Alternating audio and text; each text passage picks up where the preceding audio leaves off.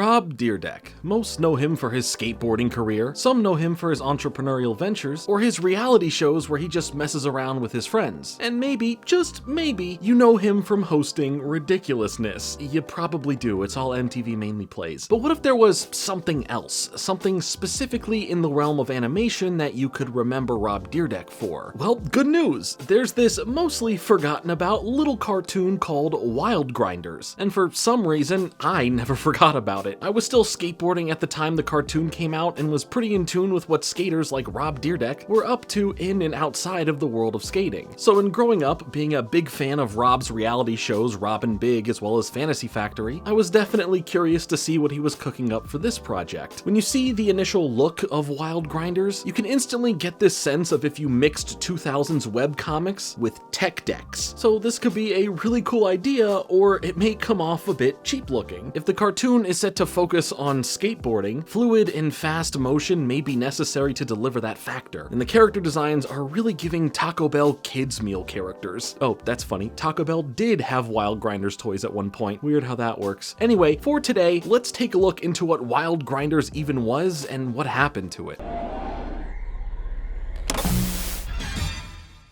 So the name Wild Grinders is not just the name of this cartoon. In fact, this whole story we're jumping into doesn't start with the cartoon. Let's take things back to where it all started, and that's with Rob Dyrdek coming up with the name Wild Grinders. Back when he was an 11-year-old kid, he wasn't allowed to join a group of skateboarders known as the Street Rats, leading him to want to start his own group with his friends. Explaining this all came to him as some sort of epiphany where the name Wild Grinders popped right into his mind. This group name would then be cemented as something super important and impactful to his life growing up that he was able to hold on to. So after gaining consistent success through his skateboarding, reality shows, etc., an opportunity came knocking for him to potentially enter the world of toys. With this now becoming a reality for Rob to focus on, he knew he wanted to get into the toy business, and he also knew exactly what he wanted it to be. He was going to make all these different types of skateboarders, but implementing them into what these toys would be would turn into the difficult part. What's great is that a lot of this is documented in a video by Arts Project here on YouTube uploaded back in 2009. His inspiration, however, came from another line of toys called Chub City, which featured these stylized little characters set in this world of car enthusiasts. After failing to really come up with exactly the look and style he wanted, he reached out to Jada Toys, the ones who were putting out the Chub City toys, and simply just asked who was behind the design team, as he really needed to put something together before a large meeting he was about to have with Walmart. Luckily, Jada Toys told Rob that the artist who created the look was Tracy Tabera, the self-proclaimed Uber illustrator supreme, also telling Rob that Tracy was freelance and there was a green light to go and seek Tracy out for work. After getting in contact with him and seeing that he nailed the exact look that he wanted, he then, much like in Rob fashion, moved Tracy into the Fantasy Factory, and Wild Grinders was fully coming together. Through designing the toys and making sure they were all stylized and unique, all of the skaters created had a specific look to them, giving representation to all the different types of skaters out there, and on top of that, giving the boards that they skate around on different looks and shapes too, as to not be directly competing or taking away from the tech deck market. Even his dog Meaty is a part of the crew and gets his own board as well. But being the businessman that Rob Dyrdek also is, there was an opportunity to make things even bigger.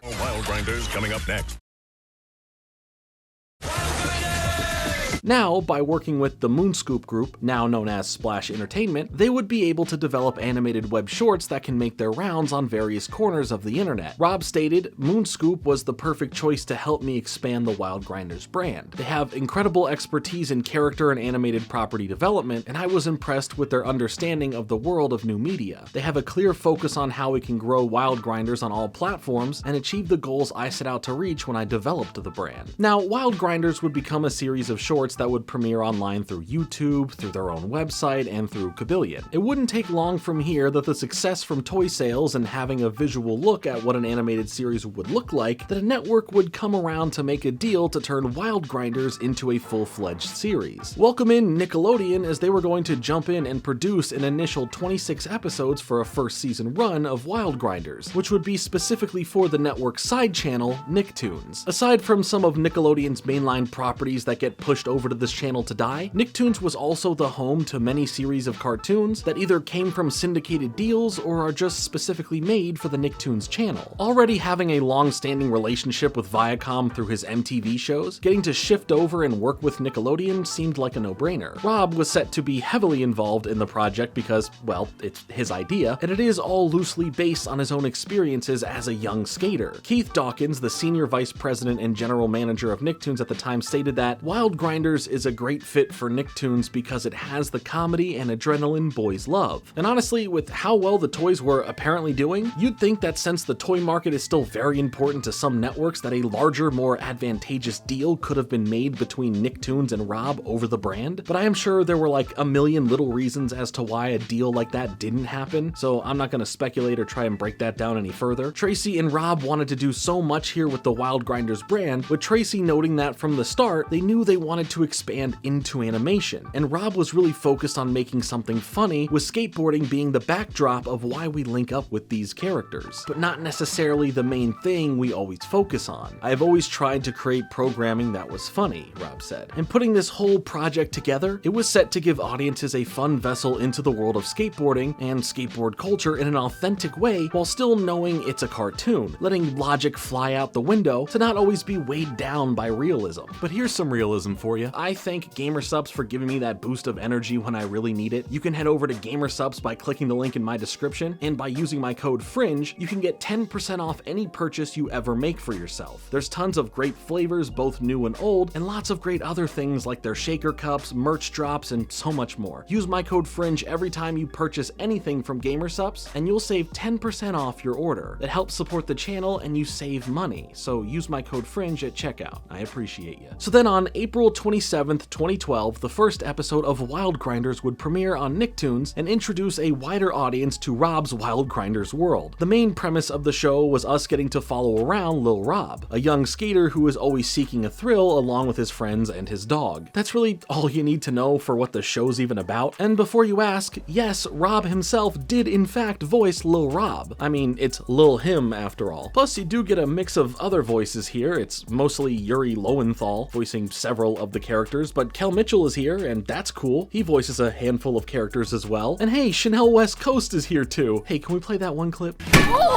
At least the show was getting enough viewership or support to see more than just this one season happen. You'd even see other professional skateboarders make cameos in the show. That would be fun for those who were in the know. But okay, can we just talk about the contents of the show in general now? There's no way to sugarcoat this. The show itself isn't all that great. Look, I get it. I love seeing a show that's about skateboarding and the community and bonds that you can make while doing it, but in the show here, it comes off too corny to the point where it feels like it's a parody making fun of skateboarding and skateboarding culture as a whole. Because while it strives to be authentic through its representation of different types of skaters and dig into some certain slang terms used, or even in looking at authority figures as the opposition, it does so in a way that puts the bad light on the kids skating rather than the fun, playful light it was initially going for. It just constantly feels that the show is going out of its way to make the wrong decisions. And while I appreciate how a group of skaters being friends is represented in the fact of, well, they do skateboard and focus primarily on that, it's all of the other surrounding stuff that feels wrong. The humor isn't really all that funny, and aside from that being a subjective thing, it just feels like recycled bits that have been done to death or done better elsewhere, and comparing the humor you can get out of Rob's other programs like Robin Big or Fantasy Factory, it just isn't found here. Based on Rob's own quote of bringing the funny like he always strives to, I guess it wasn't able to translate all that well to this format. Please play that clip again.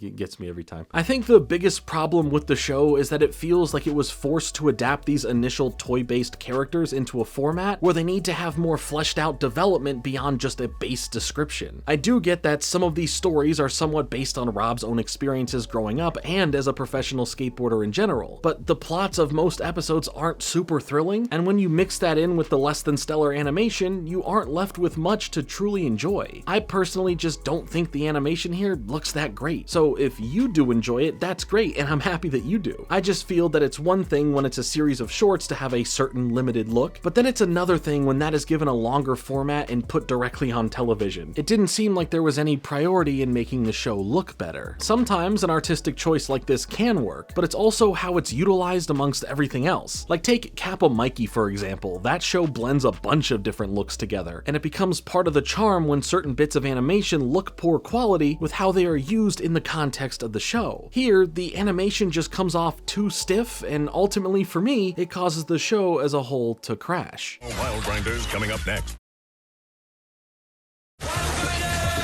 I feel this can really be boiled down to me just not believing the world that they are in and not finding any attachment to the characters. There's a large group to follow here: Lil Rob, Goggles, Emo Cries, Jackknife, JJ, Spitball, Flips, and of course, Meaty. But everyone here is so extremely one note where the same jokes or bits keep coming up in rotation to the point that you feel like if you've seen 1 or 2 episodes that you've seen them all. Look, there goes Emo Cries being in touch with his feelings and crying about something. It's funny because he's emo. That's his name. So let's have the other characters point that out and make fun of him. Now pause, take that idea, swap it with any of these other characters, and it's all the same thing. And I really don't think I'd even have as much of an opinion of the show as I do if it weren't for the fact of how I feel it's doing the opposite of what it set out to be. What's the quote that Keith Dawkins also said? Rob Dyrdek brings an authentic look at the skateboard culture and a diverse cast of characters who reflect our audience. We think they'll enjoy this dynamic journey of a 12-year-old skater and his friends. Yeah, I feel like it doesn't truly do that, and instead focused on everything but giving a proper look into the world of skateboarding. Where Rob's other shows weren't directly focused on skateboarding, they did feature a good bit of it, and when they did, you can feel that sense of joy and fun it brings. Whether someone was actually trying to nail down a trick, or if they were all just goofing around. Wild Grinders feels like it's focusing on something unrelatable, almost as if it was someone's interpretation of what skateboarding is, or what skateboarders do, but has no clue about any of it. I don't know, maybe Rob, despite being an executive producer, didn't get too hands-on when it came to some creative decisions and writing, but it is what it is. The show didn't review well at the time, and while it did get a second season, the show would come to an end February 12th, 2015. Anything else that would come from this property was a mobile game called Wild Grinders Downhill Grind, which, funny enough, released the day before the last episode premiered. But that's it for Wild Grinders. The show was over, the toys stopped coming out, and Rob would continue moving on with his life and career. I do think it's cool that he got the chance to turn something from his childhood into a series of toys and a full-on Nickelodeon cartoon, but at the end of the day, Wild Grinders is a pretty forgettable show. It's weird in the fun ways of how it came to be, and weird in the ways of what it lacked in substance. I tried to think to myself about being young again and putting myself in the position of seeing if this show would at least give me the feeling of wanting to go outside and pick up a skateboard, and it just didn't give me anything of the sort. Something like Rocket Power did a great job at presenting all of these fun alternative or extreme sports that always piqued at least a bit of interest to look into or try. It didn't make you feel on the outside of it all where Wild Grinders does. The show comes off as if you're already into skateboarding, then great, you're good. But if not, you're not really invited to be in on the same fun. But this is just me, this is just how I feel about the show. I don't hate it, I just don't think it has much to offer from a skateboarding perspective or from an entertainment perspective. What could have made the show better was if there was a little more time put into how it portrayed skateboarding culture, and if the characters could be a little more than just one-dimensional. I can forgive a lot of the lackluster humor and less than stellar animation if the show had more stuff to offer like that. I do think it's a cool story from how the whole concept of Wild Grinders came to be, so I'll say that's definitely inspiring. But I have nothing to say about the toys though. I'm sure they were cool. I don't know, I never had any. But what about you? Let me know in the comments below your thoughts on Wild Grinders. Did you enjoy the show? Did you collect the toys? I am curious to hear your thoughts. Either way, thank you so much for watching. Make sure to hit the like button and to subscribe for more videos like this. I'll be back with another video soon, but until then,